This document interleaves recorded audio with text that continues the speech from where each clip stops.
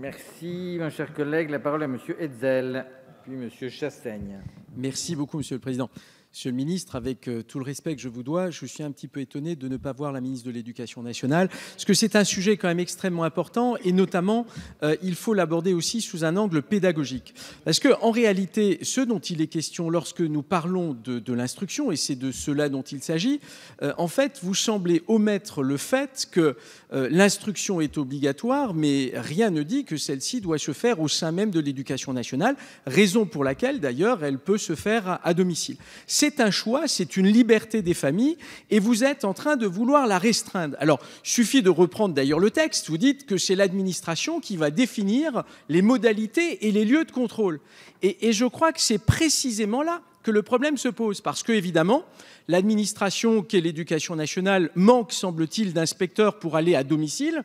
Et donc, parce que vous n'êtes pas capable d'aller à domicile, vous dites, eh bien, il faut que ce soit les élèves qui se rendent à l'inspection académique. Mais oui. Et donc...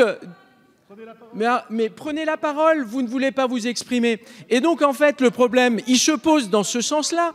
En fait, la plupart des familles sont tout à fait prêtes à ce que l'Éducation nationale vienne à leur domicile. Et donc, en fait, vous voyez bien que les raisons qui poussent aujourd'hui les familles à faire de l'instruction à domicile, dans un certain nombre de cas, c'est aussi parce qu'ils ont affaire à des enfants qui font une phobie scolaire, d'autres aussi parce qu'ils souhaitent développer un certain nombre de pédagogies. Et donc, vous allez leur demander de venir à l'inspection académique et de 8h jusqu'à 16h, vous allez leur demander de passer un certain nombre d'épreuves, ce qui n'est pas du tout le contexte habituel, notamment si on prend des enfants qui sont âgés de 8 ou 9 ans.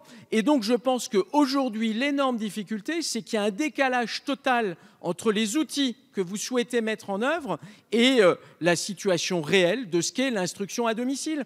Et donc, encore une fois, je crois qu'il serait sage que vous renonciez, cette fois-ci, à remettre en cause cette liberté fondamentale que constitue l'instruction à domicile.